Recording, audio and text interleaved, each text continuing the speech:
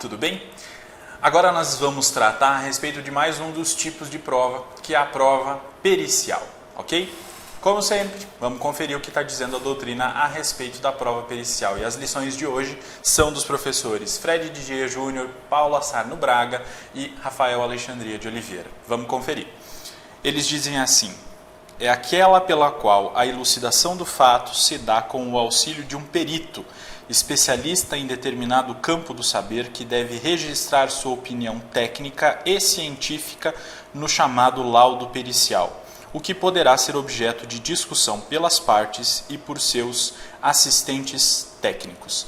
Então, como nós podemos perceber, a prova pericial é destinada para a demonstração daqueles fatos que tenham uma maior complexidade, que exijam a participação de um técnico, de um perito, de alguém que conheça sobre um determinado campo de saber, que foge ao conhecimento do juiz, né? Como nós sabemos, o juiz é um expert em direito. Entretanto, há casos em que se discute ou que se discutem questões que não sejam somente questões jurídicas. É possível que se discutam questões relativas a outras áreas do conhecimento que o juiz não domine. Então, será necessário que ele seja auxiliado por alguém que detenha esse conhecimento técnico ou científico e então possa analisar aquilo e oferecer um laudo pericial, respondendo às indagações das partes e do juízo a respeito daquele fato ou daquelas situações que estejam sendo discutidas naquele processo, certo? Então, é isso o que vai determinar a necessidade de uma prova pericial, quando se tiver discussão sobre um determinado fato complexo que exija conhecimentos técnicos ou conhecimentos científicos que o juiz não detém. E nós precisamos entender alguns tipos, algumas espécies básicas de perícia, certo? Existem 3 tipos básicos de perícia. O primeiro deles é o exame. Sempre que se fala em exame, se estará falando de uma forma de inspeção de pessoas, de coisas móveis ou de semoventes. Então, falou em exame, você deve lembrar que é uma prova pericial realizada a partir da inspeção em pessoas, coisas móveis ou semoventes, certo? Há também os casos em que há necessidade de uma vistoria. Vistoria é a mesma coisa que exame, só que o objeto dela é diferente. Enquanto que no exame se fará uma inspeção em pessoa, coisa móvel ou semovente, a vistoria é feita em um bem imóvel. É uma inspeção realizada em um bem imóvel. É isso que diferencia vistoria de exame. São 2 tipos de inspeção com objetos diferentes. E o terceiro tipo de perícia é a avaliação. Sempre que se precisar determinar o valor de um determinado bem ou de um determinado direito, então o que se fará será uma avaliação. É um tipo de perícia que determina o valor de um bem ou de um direito, certo? Essas são então as 3 hipóteses ou as 3 espécies de perícia. Muito bem, o artigo 464 do Código de Processo Civil, em seus incisos, aliás, em seus parágrafos, ele vai tratar dos casos em que o juiz irá indeferir a perícia, nos casos em que não será possível ou necessária a realização da prova pericial. Vamos conferir o que ele diz? Parágrafo 1º do artigo 464. O juiz indeferirá a perícia quando, inciso 1º, a prova do fato não depender de conhecimento especial de técnico. Inciso 2º, for desnecessário em vista de outras provas produzidas. Inciso 3º, a verificação for impraticável. Então, nós temos aqui as 3 hipóteses básicas de indeferimento da prova pericial. No primeiro caso, lá do inciso 1º, é quando a prova daquele fato não depender de conhecimento técnico. Então, se o juiz puder resolver, se o juiz puder se esclarecer por outros meios de prova que não seja a perícia, porque outros meios de prova que não exijam conhecimento técnico são são capazes de elucidar todas as dúvidas relativas àquele fato, então o juiz vai indeferir a produção da prova pericial. O inciso 2º fala da desnecessidade da produção da prova pericial em vista de outras provas que já foram produzidas. Então, se o juiz, analisando os autos do processo, verificar que já há provas suficientes para esclarecer a respeito daquele fato, mesmo que em tese fosse possível ou fosse necessária a produção da prova pericial, o juiz vai indeferir a produção da prova pericial porque já há esclarecimento suficiente por outros meios de prova, então é dispensável a produção da prova pericial. E isso se dá porque a prova pericial de todas, via de regra, é a mais custosa, é aquela que custa mais porque há necessidade de remuneração do perito. Como o perito é alguém que tem um conhecimento técnico específico ou um conhecimento científico específico, é óbvio que os honorários dele serão sempre mais custosos, ou via de regra, serão sempre mais custosos do que a produção dos outros tipos de prova, certo? E o inciso 3º fala que quando for impraticável a verificação, quando não houver meios de produção daquela prova pericial, seja porque já não existe mais a coisa, ou, enfim, por uma série de motivos que podem levar à impossibilidade de praticar ou de realizar a prova pericial. Nesses casos, então, ela será indeferida pelo juiz, ok? Já o parágrafo 2º diz o seguinte, vamos conferir. De ofício ou a requerimento das partes, o juiz poderá, em substituição à perícia, determinar a produção de prova técnica simplificada, quando o ponto controvertido for de menor complexidade. Parágrafo 3º. A prova técnica simplificada consistirá apenas na inquirição de especialista pelo juiz sobre ponto controvertido da causa que demande especial conhecimento científico ou técnico. E o parágrafo 4º diz que durante a arguição, o especialista, que deverá ter formação acadêmica específica na área objeto de seu depoimento, poderá valer-se de qualquer recurso tecnológico de transmissão de sons e imagens, com o fim de esclarecer os pontos controvertidos da causa. Os parágrafos 2º, 3º e 4º do artigo 464 do novo CPC trazem, então, uma novidade.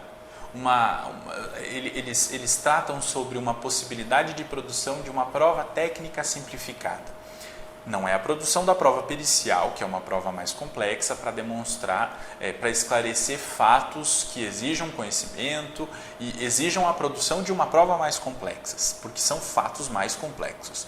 Nesses casos aqui, dos parágrafos 2º, 3º e 4º do artigo 464, nós estamos tratando da prova técnica simplificada. Essa novidade que vem inclusive em homenagem à economia processual e à duração razoável do processo, é de franca inspiração da legislação dos juizados especiais, a Lei 9.099 de 1995, que proíbe a produção de prova pericial complexa, mas prevê a possibilidade de uma prova técnica simplificada. E isso foi trazido para o procedimento comum do processo civil, a fim de que também no procedimento comum se possam produzir provas técnicas simplificadas. E aí o parágrafo 2º do artigo 464 vai dizer para nós quando é cabível esse tipo de prova técnica. Se o juiz verificar espontaneamente, de ofício ou por requerimento das partes, que é possível substituir a perícia,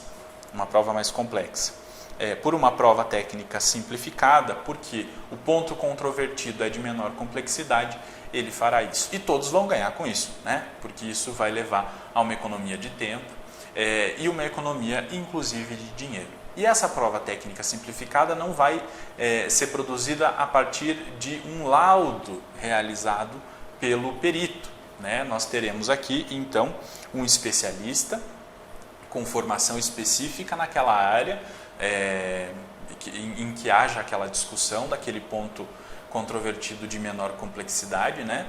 E ele então será ouvido pelo juiz e pelas partes e vai esclarecer, né, nessa inquirição desse especialista, ele vai esclarecer as dúvidas das partes e do juízo a respeito daquele ponto controvertido de menor complexidade, certo? Essa então uma das formas de se dispensar a produção da prova pericial e, em seu lugar, produzir-se uma prova técnica mais simplificada. Mas isso, lembrando, é para os casos em que o ponto controvertido discutido tenha uma menor complexidade também.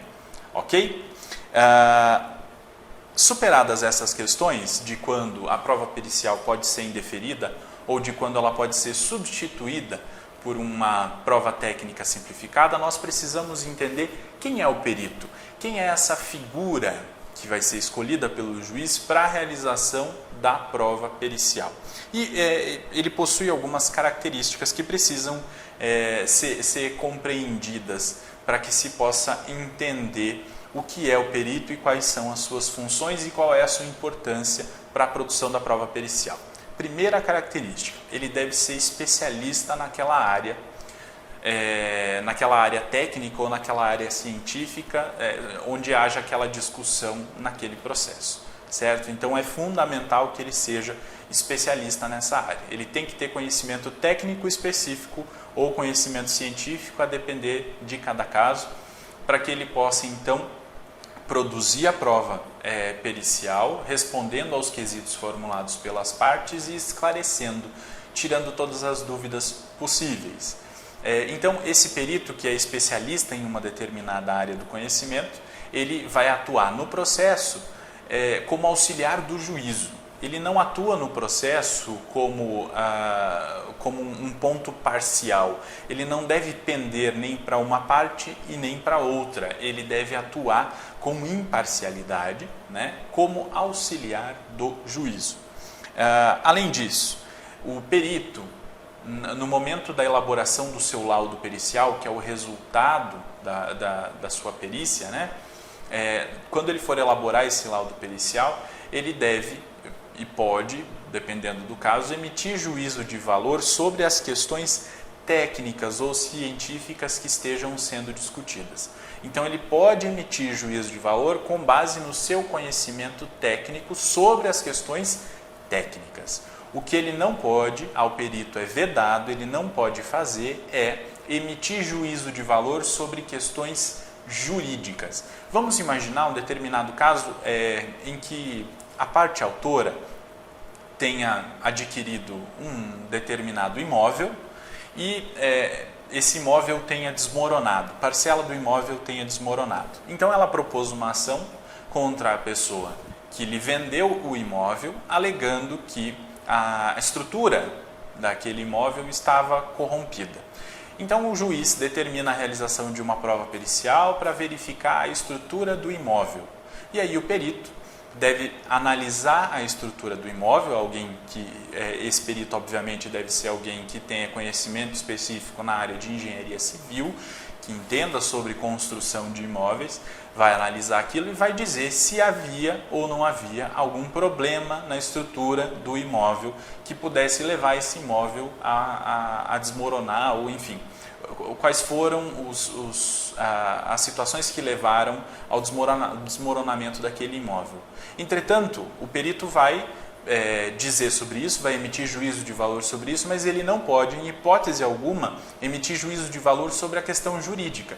Vamos imaginar que a parte esteja pedindo indenização por danos morais em razão desse fato. Ele não pode manifestar-se se é favorável ou não é favorável a indenização por danos morais em razão daquilo, porque essa é uma questão jurídica, e essa é uma questão jurídica que deve ser resolvida unicamente pelo juiz, não pelo perito, ok? Então ele só deve emitir juízo de valor a respeito daquelas questões que são próprias da sua área de conhecimento, ok?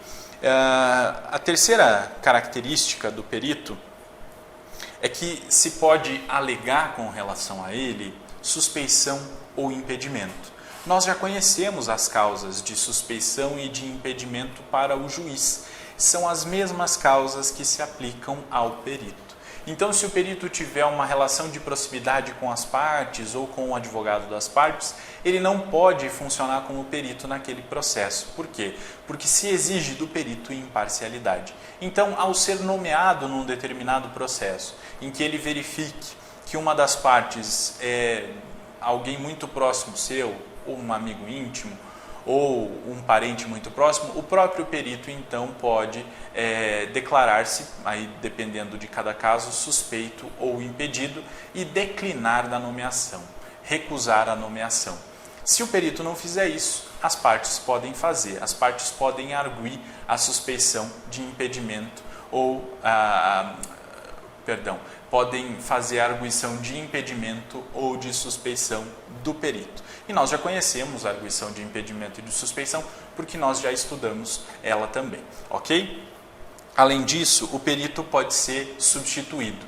E aí, no decorrer seja da realização da prova pericial ou mesmo antes, pode-se verificar que o perito não detenha conhecimento técnico ou científico suficientes que o façam responder a todos os quesitos formulados pelas partes de forma conclusiva. Então, é possível que o perito, se lhe faltar conhecimento ou se ele deixar de cumprir o encargo, seja substituído pelo juízo. Aí pode ser de ofício ou a requerimento das partes, ok? Essas são as características básicas a respeito do perito.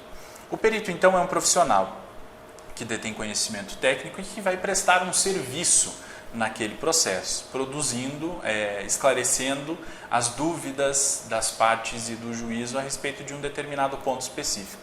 Para isso, ele vai precisar ser remunerado. Então, o perito vai receber os seus honorários periciais. Como é que funciona essa questão? Então, quando o perito é nomeado, o juízo intima para que ele tome conhecimento daquela nomeação e para que ele apresente uma proposta de honorários. Então, ele vai verificar que tipo de perícia ele deve fazer, qual é a complexidade daquela perícia que ele vai fazer, e então ele vai apresentar uma proposta de honorários.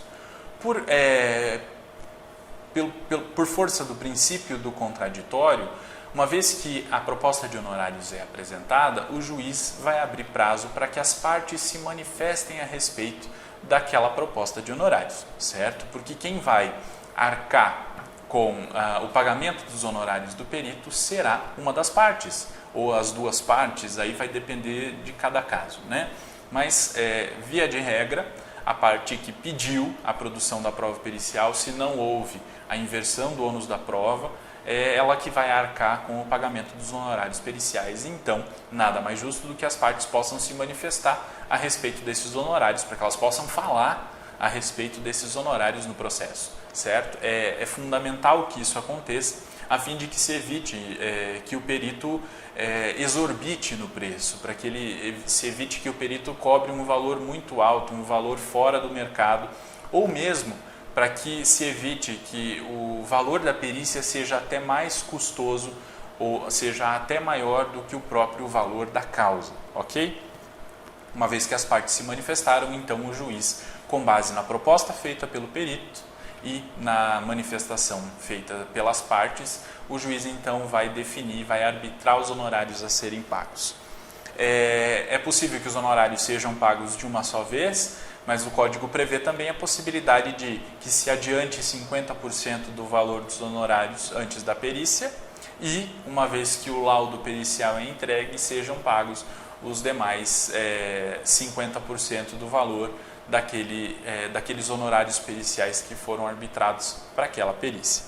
E, ao final, é possível também que o juiz reduza o valor dos honorários inicialmente fixados, se se entender que a perícia foi inconclusiva, ou seja, que ela não foi suficiente para esclarecer todas as dúvidas, o perito não agiu, não produziu um laudo perfeitamente adequado, então é possível que o juiz reduza o valor dos honorários periciais, certo? Essas são então as características relativas aos honorários do perito.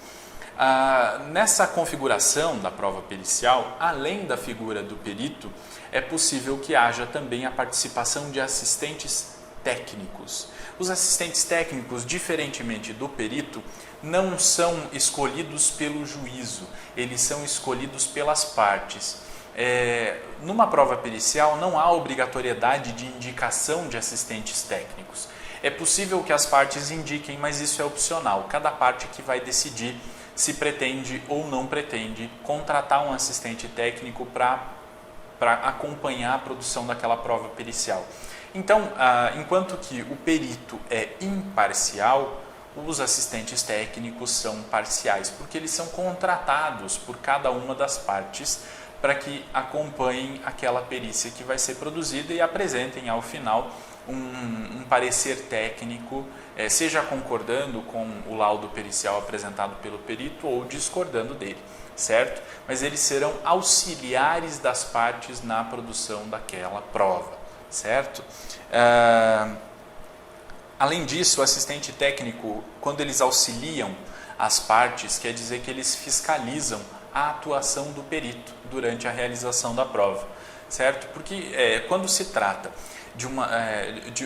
do esclarecimento, da necessidade de esclarecimento sobre um determinado fato que diga respeito a uma área de conhecimento que as partes não dominem ou que os seus advogados não dominem, é fundamental a realização de uma prova pericial. E as partes, então, podem se valer dos assistentes técnicos para que eles acompanhem, para que elas tenham plena certeza de que o perito está produzindo a melhor prova pericial possível, certo? Então, os assistentes técnicos são contratados pelas partes, a remuneração deles fica a cargo de cada uma das partes, né? Não há ingerência do juízo sobre os honorários a serem pagos aos assistentes técnicos. Eles acompanharão a produção da prova pericial e terão acesso ao laudo pericial apresentado pelo perito ao final, para que a partir desse laudo eles possam apresentar os seus pareceres técnicos, indicando as suas conclusões a respeito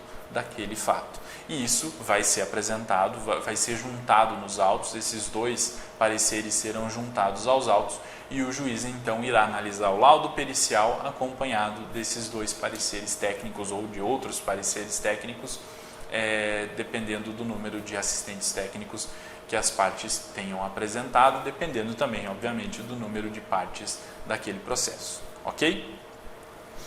Então, entendidas essas questões relativas ao perito, aos honorários do perito e aos assistentes técnicos, agora nós vamos passar a observar de que forma se dá a produção da prova pericial. Qual é o procedimento para a produção da prova pericial? Vamos lá.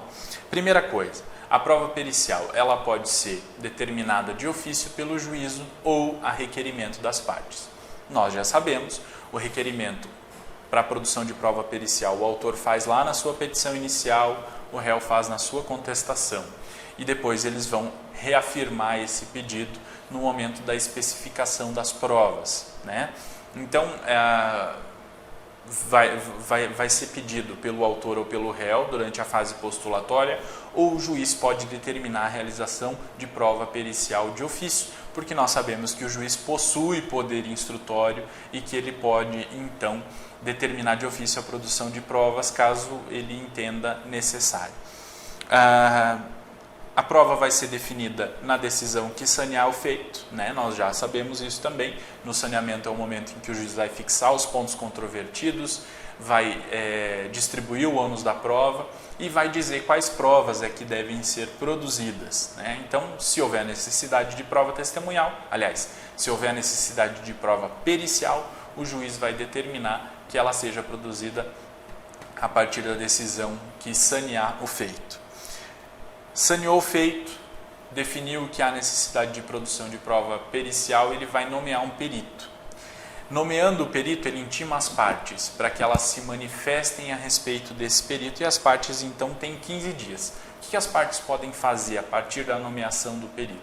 Elas podem arguir impedimento ou suspeição, se for o caso, né? Se aquele perito se enquadrar em alguma das hipóteses de impedimento ou de suspeição, as partes então têm 15 dias, a partir do momento em que elas são intimadas da nomeação do perito, para apresentar a arguição de impedimento ou de suspeição.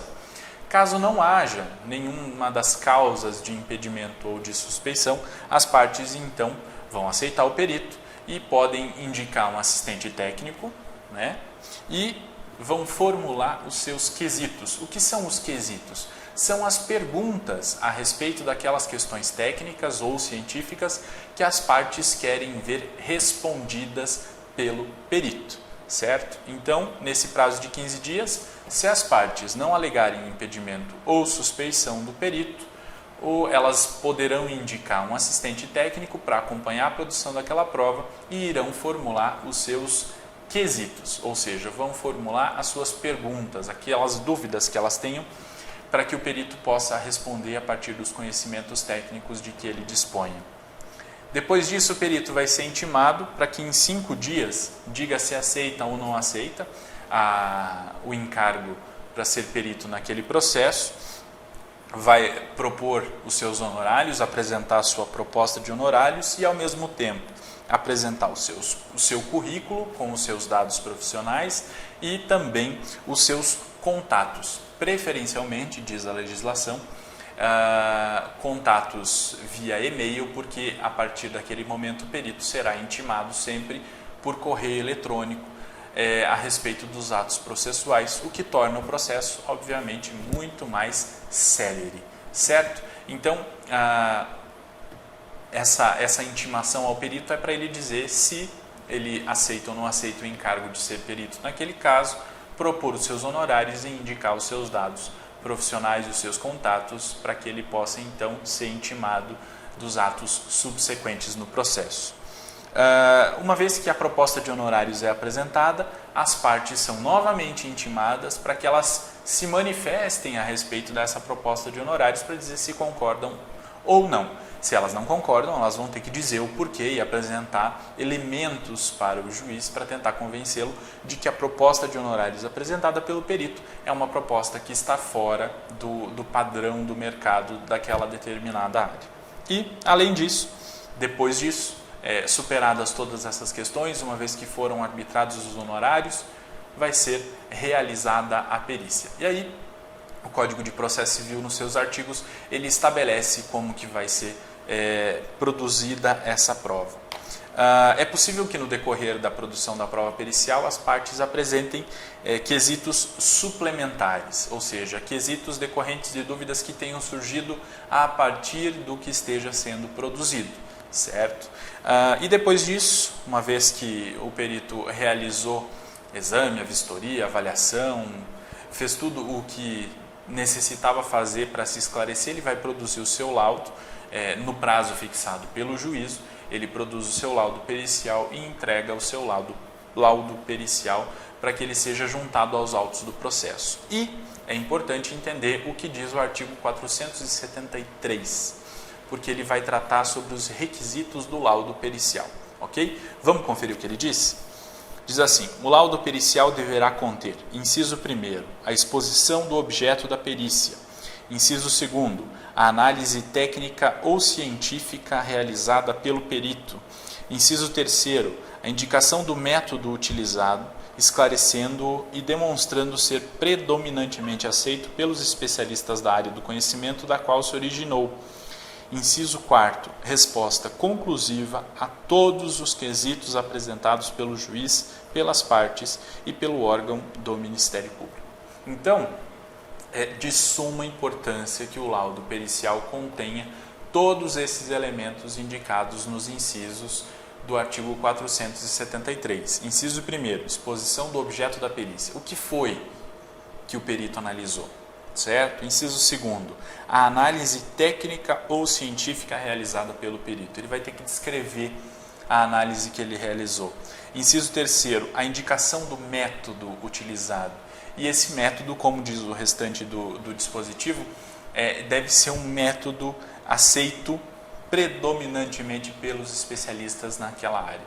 Tudo isso para que se possa ter certeza de que o perito percorreu os caminhos corretos, os caminhos aceitáveis, para que ao final ele possa concluir a respeito dos quesitos formulados pelas partes, certo? E aí é o que diz o inciso 4º, resposta conclusiva a todos os quesitos formulados, seja pelas partes, seja pelo juiz, seja pelo órgão do Ministério Público, no caso de se tratar de uma ação em que o Ministério Público atue como custos legis ou como fiscal da lei, certo? Então todos esses elementos devem estar contidos no laudo pericial para que ele seja considerado um laudo pericial adequado.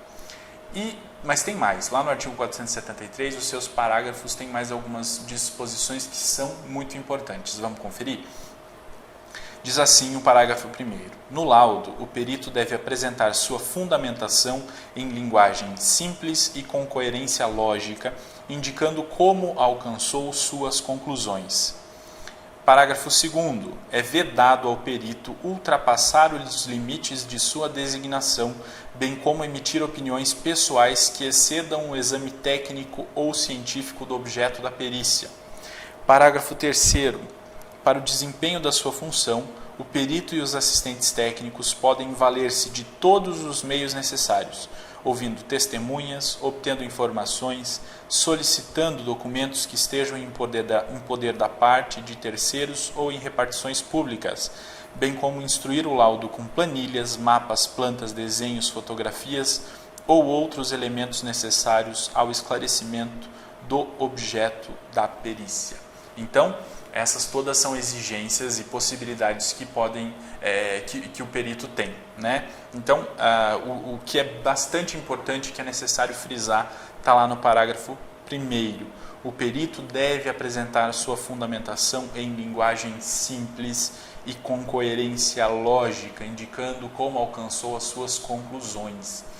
A linguagem simples é óbvio, né? Porque se está tratando de uma questão técnica ou científica muito específica, as partes não detêm esse conhecimento, o juiz não detém esse conhecimento, então é necessário que o perito seja um tradutor daquela linguagem técnica, daquela linguagem científica, daquela área específica do saber, ele traduza essas linguagens para uma linguagem simples, com coerência, ou seja, deve ter uma fundamentação coerente nesse laudo. Porque se exige da parte ou das partes que as suas petições sejam elaboradas com coerência, se exige que o juiz decida em decisões cuja fundamentação seja coerente, é necessário também que o perito, ao apresentar o seu laudo pericial, a fundamentação das suas conclusões seja também coerente. Certo?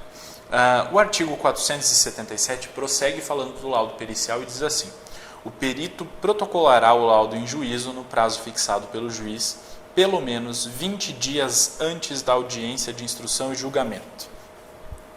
Parágrafo 1º. As partes serão intimadas para, querendo, manifestar-se sobre o laudo do perito do juízo no prazo comum de 15 dias, podendo o assistente técnico de cada uma das partes, em igual prazo, apresentar seu respectivo parecer.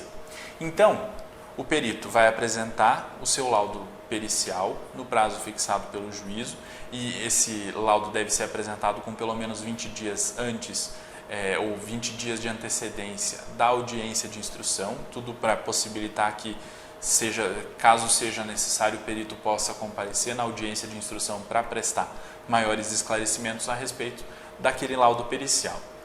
Uma vez que ele apresenta o seu laudo pericial, o juiz vai intimar as partes para que elas se manifestem a respeito do laudo, e então as partes podem apresentar os pareceres técnicos no prazo de 15 dias dos seus assistentes técnicos, dos assistentes que elas tenham contratado, certo? Para verificar se os assistentes estão discordando ou concordando com o perito, com as conclusões do laudo pericial, e dar mais elementos para que o juízo ou para que o juiz possa decidir aquele caso, certo?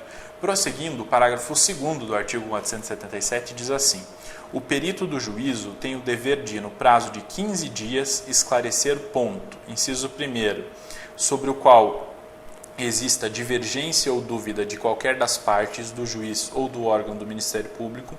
Inciso 2º, ponto divergente apresentado no parecer do assistente técnico da parte.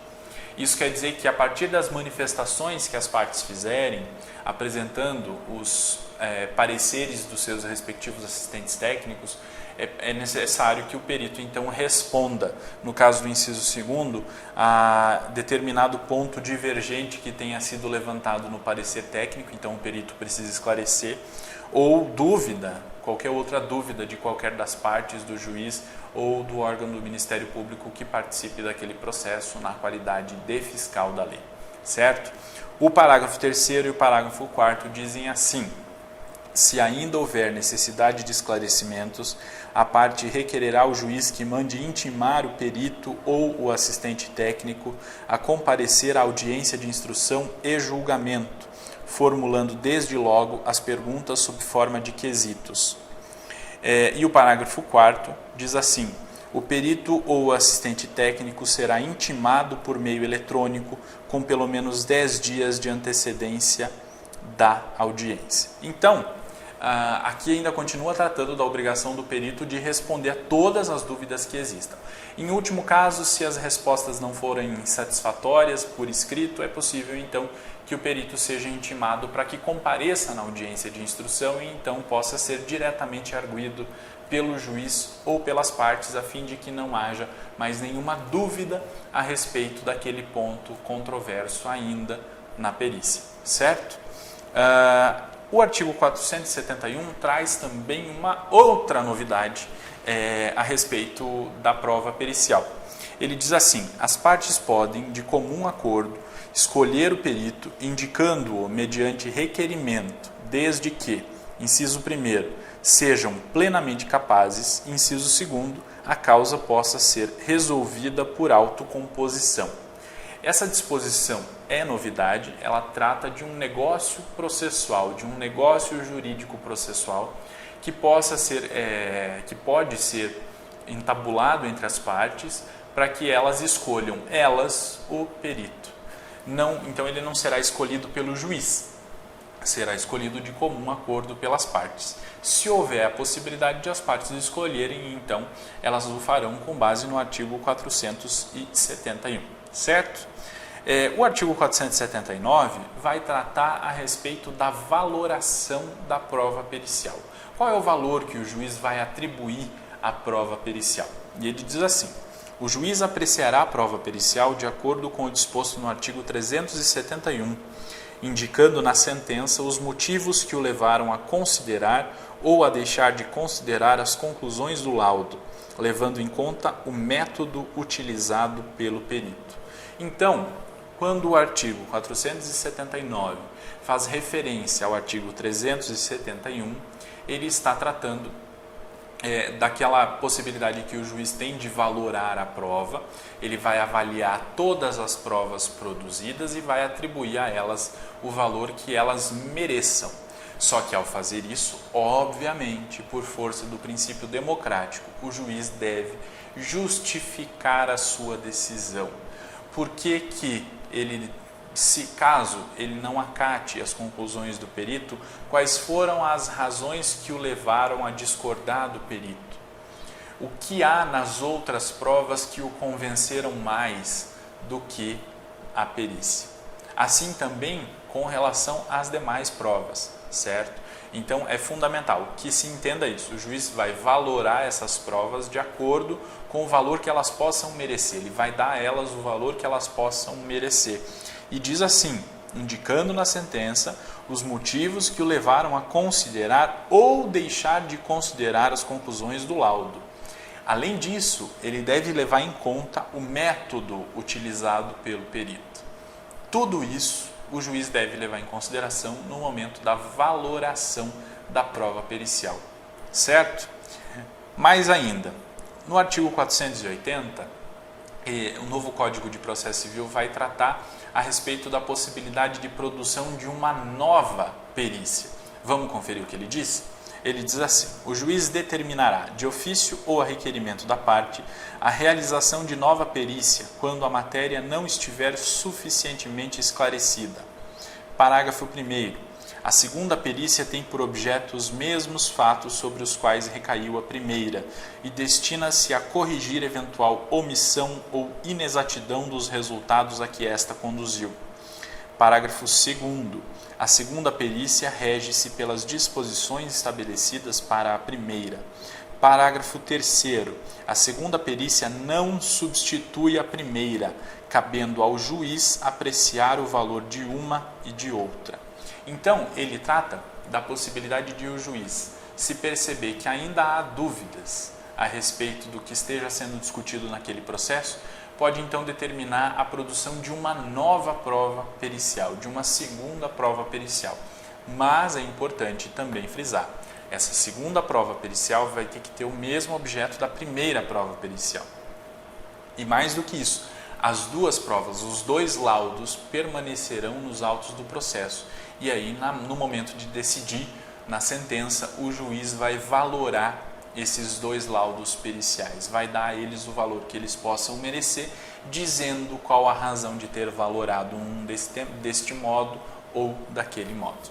Certo? Essa então é a possibilidade do artigo 480 do novo Código de Processo Civil para a produção de uma segunda prova pericial, no caso de a primeira não ter sido conclusiva ou suficientemente conclusiva. Certo? Era isso que nós tínhamos para tratar sobre prova pericial. Nos vemos na próxima aula. Até lá!